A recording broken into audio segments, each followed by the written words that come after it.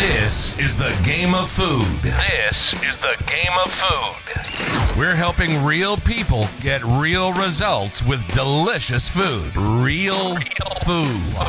Live from Spencer's home studio, podcasting to the world. This is Game of Food. And here's your host, Spencer Frederick. What is up, Game of Food podcast listeners? Now, before I get into this one, which is titled 25 Ways to Stay Fat, I want you to leave a review. So if you like what you listen to, leave a review. I do read them, and I want to see what you like. And there's been a couple of good reviews that actually are telling me which episode they like. And that's really helpful because then that tells me what other episodes I should make for you guys. And so what I'm going to do is cover the 25 ways to stay fat. Now, if you're not overweight, then you can think of it as 25 ways to stay unhealthy. Or if you have been doing well, you could say 25 ways to lose my great results. Now, I'm going to use the word fat. Just think of body fat. I'm not using the word fat as derogatory or coming down on anyone. I want you to please understand that I'm talking about, like, if you say, hey, I'm fat, is because you have too much body fat on your body, okay? So don't be sensitive and just kind of listen to these 25 things. And I got this talk from Alex Hormozi, who made a video, a similar list related to business. So I was watching it to, help with my business and stuff. But the whole time I was watching it, I was like, I can relate this to you guys and your body and your health and nutrition. So I kind of made my own tweaks and adjustments to it so that I could relate it to the health and fitness industry. So number one way to guarantee to stay fat is start tomorrow. Constantly saying that, hey, I'm going to start on this date will be perfect, and that's when I'm going to start. When really the people that do have their health and the body that they want, they do it right then and there. Their first thought of action, they follow through. Number two is research and then do nothing. You read a bunch of articles, you listen to episodes like this, you follow somebody on social media who's really fit and gives you great ideas, and then you do absolutely nothing about it. You read these books and you apply nothing. You would actually be better off by just reading one thing that you believed would help you and then actually applying it. Number three is take advice from unhealthy people. So people that don't have their health and body tend to have these opinions on what you should do, and you're listening to them. So, hey, don't eat carbs. Don't you know carbs are bad? And then you listen to them. Don't listen to people. Listen to somebody that has been, that has the education or has the body or health that you want, or maybe they did accomplish something that you want. So maybe they did lose a bunch of weight or gained a bunch of muscle. That's who you should be listening to, not unhealthy people. Number four is pick a spouse or friends that make you feel bad for trying. That's pretty self-explanatory. If you surrounded yourself with the wrong people, you are more likely to stay fat. Number five is fail once and quit. And that one is way too common, where you mess up and you take it as a sign that you're not made to be fit, or whatever that means. You just have to keep trying. Number six, think that the world is fair. The world isn't fair. Everybody is dealt a different hand, so to speak. Some people have illnesses. Some people have injuries. Some people have 6 kids. Everybody has a different hand that they're dealt. It's not fair. And yes, there is going to be someone that has a life that they can produce better results than you. But that doesn't mean you can't try. That doesn't mean you can't get results. There's somebody in your exact situation that is getting the result that you likely want. Number 7, blame circumstances and blame others. So you're pointing the finger at everything else. Well, it was because this person said this. Well, it was because of this circumstance that happened. Boy, do I have bad luck. You're pointing the finger outward instead of inward. Number 8, expect others to save you. Even though there are coaches, we all know of personal trainers, nutritionists, dietitians, all these people that are there to help you with your health, there is nobody there to slap the Twinkie out of your hand. And there kind of is a program like that. So like famous people sometimes have trainers that follow famous people or athletes around, handing them the proper food or creating meals, making meals for them, handing them the meals and kind of following around so that they don't make mistakes. You want to know what their number one complaint is for the trainers that do that? Is that the people still cheat. The people hide snacks in their office or bathroom or bedroom where they know their trainer won't go. And they eat that stuff. And so expecting others to save you or have some secret shortcut is actually holding you back. Number 9, value the opinion of others over yours. So sometimes, when you are losing weight, somebody's like, hey, I think you look fine. Why are you doing that? Why are you working on that? I think you look fine. Well, who cares what they think? If you don't like the way you look, change it. If you don't like it, now if you're a big person or a super skinny person, skin and bones type of person, and you like it, don't change. But if you don't like it, then change it. If you don't like your health, change it. Don't listen to other people. They don't live in your body. Listen to you. Number 10 is avoid discomfort. So cutting back on calories a little bit, you are not going to be as satisfied as when you were eating endless food and drinks. You're not. You're going to have that tiny bit of hunger. Doing squats, eventually when you get to rep 8, 9, 10, 12, it does burn. That's discomfort. And so if you avoid those things, you're more likely to stay fat or unhealthy or whatever your issue is. Number 11 is complain a lot. This is a quick one. Complaining gets you nowhere. And I used to do this when it was more related to business. But complaining literally does nothing. There's nothing else I can say. If you're complaining a lot, you're working against yourself. Number 12, tolerate mediocrity. So you kind of do it. You kind of follow the nutrition plan. You got almost all the reps in the workout. Well, I came kind of close on water. I don't know. I think I'm walking enough. Tolerating mediocrity in yourself. 13, make promises and break promises. Now, that's to yourself and to your coach and to whoever's expecting you to live a healthier lifestyle and get results. Breaking promises to yourself is huge. Okay, that's when we experience anxiety and depression. Like, wow, why do I have these negative thoughts and why do I not love life? You make promises and you break them all the time. I'm going to do it this time. And then you don't follow through, and that hurts you mentally. Number 14, wait for perfect conditions. Let me tell you this, and this is exactly what Alex said in his talk about business, is there are never perfect conditions. And if you somehow find really good conditions to start on a healthy plan, you're actually at a disadvantage. And what he explained is when you start in any condition, even in the bad conditions, you learn more. You learn more about how to overcome those situations and those bad conditions and still stay on track. Now, if you start when it's great conditions, it is perfect. Like, wow, everything lined up. I have a fat savings account. There's no kids' sports. I only work one job part-time. This is great. When you are presented with a hurdle, you are more likely to fail because then, guess what? The conditions are no longer perfect. Number 15, prioritize looking fit instead of being fit. And so what I kind of mean by that is just kind of focusing on like outer image, like doing your hair, buying certain clothes, buying a certain car. And, car has nothing to do with health, but really we do all of these things that are like quick fixes when in reality we want the health and fitness. We want to actually have that body and have that health. And you're doing everything else, like buying the shoes, and you're buying like the workout gear, and you're like buying the supplements. Like, yeah, that's what fitness people do, is they have all these workout gear and dumbbells at home and supplements, but then you're not doing anything to get fit. Number 16 is avoid working on what matters most. Man, this one is common.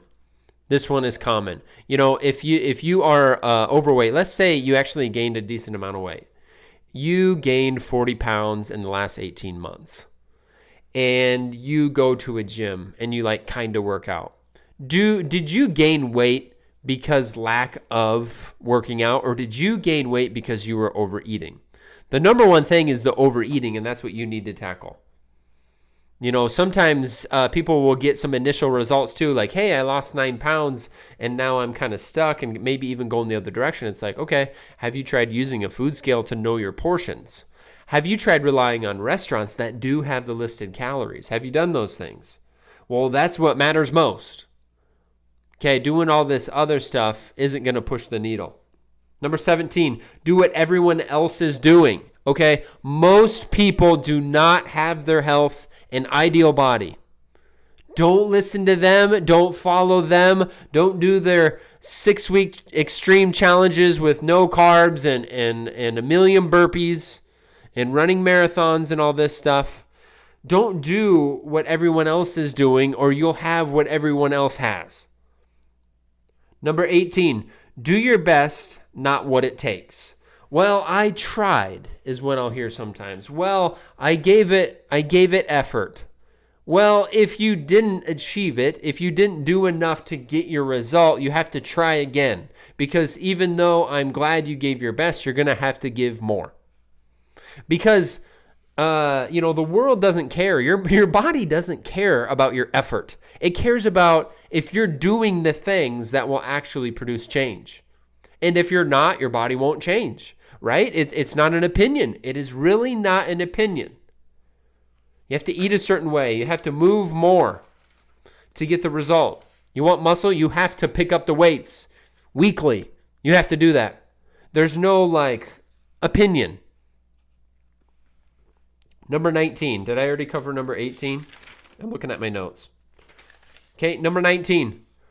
Talk more and do less. So that's like posting motivational memes about how you're going to change this year. That's hey, January, this is going to be a new year, new me, and I'm really going to get there, and then you fizzle. This is kind of related to buying the stuff, the equipment, and telling everybody what you bought for your home gym, and then you don't actually do it. It's a lot of chatter. It's a lot of nothing. It's saying it and not doing it. Number 20, start a new plan today, start a newer plan tomorrow. So that's hopping from plan to plan. You get into a plan and you're like, this one requires work. I no longer want to do this. I'm going to try this next thing I saw on social media and I'm going to buy that. And hey, this is neat. And then there's more work involved. And you're like, well, I don't want to do that. So I'm going to go to the new thing and the new thing and the new thing. And there's a lot of people that have tried countless things and they still don't have the result that they want. Okay, number 21, believe what others think about you. And so I kind of talked about this earlier, but somebody says, hey, don't get too skinny.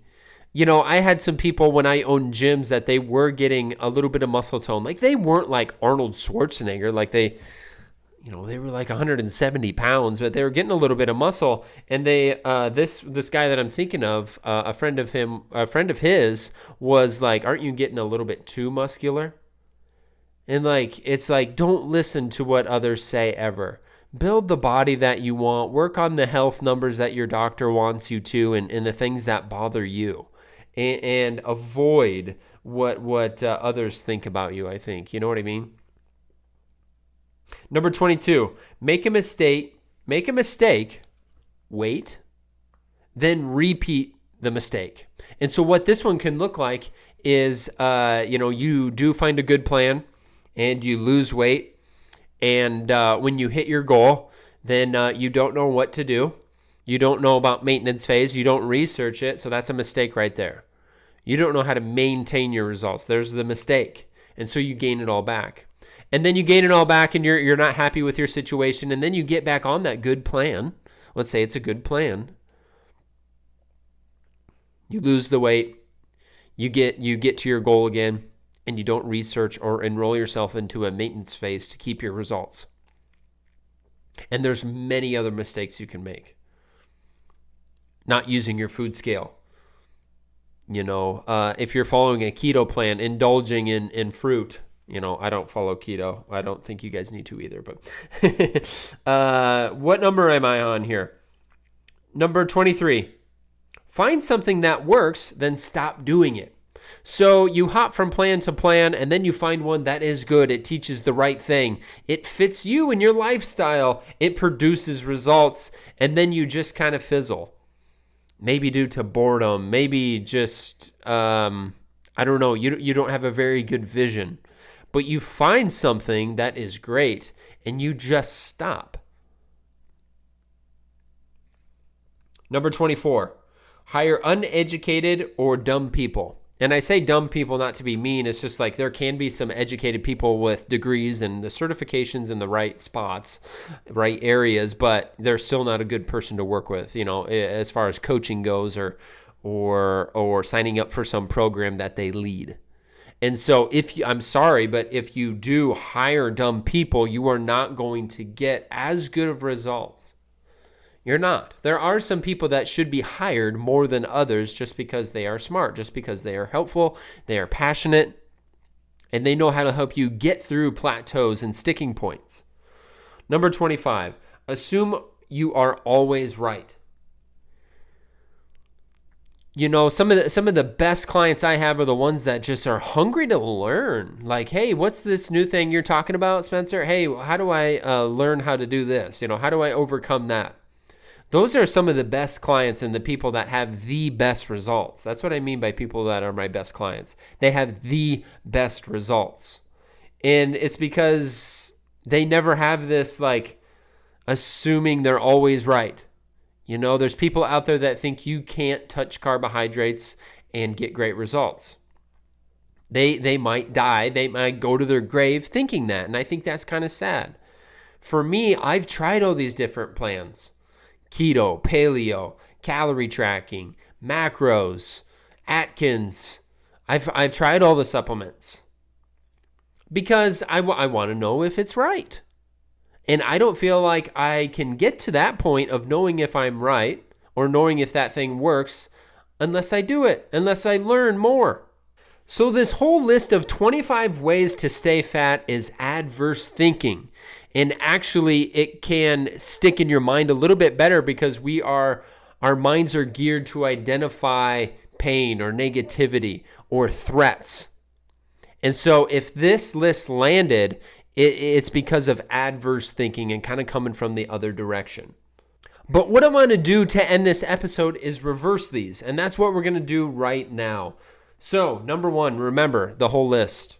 Number 1 was start tomorrow. So you need to start today. You need to stop doing the research and start acting. You need to stop taking advice from unhealthy people and take advice from healthy people. You need to pick the right friends that will support you. You need to stop quitting and keep practicing. You need to think that the world is unfair. Everybody has a different starting point. Stop blaming others. No one's going to save you in fitness, nutrition, and exercise. Don't listen to others' opinions. Seek out pain and discomfort. Use positive language. Stop taking shortcuts. Keep your promises. There are never perfect conditions to start. Be fit instead of trying to look fit. Work on what matters most. Do what everyone else isn't doing. Do what it takes. Talk less, do more. Stick to one plan and finish it. Learn from your mistakes and never make them again. When you find something that works, stick with it. Hire smart people and coaches. Assume you don't know everything. Follow this list and it'll take you where you want to go. Spencer, signing off.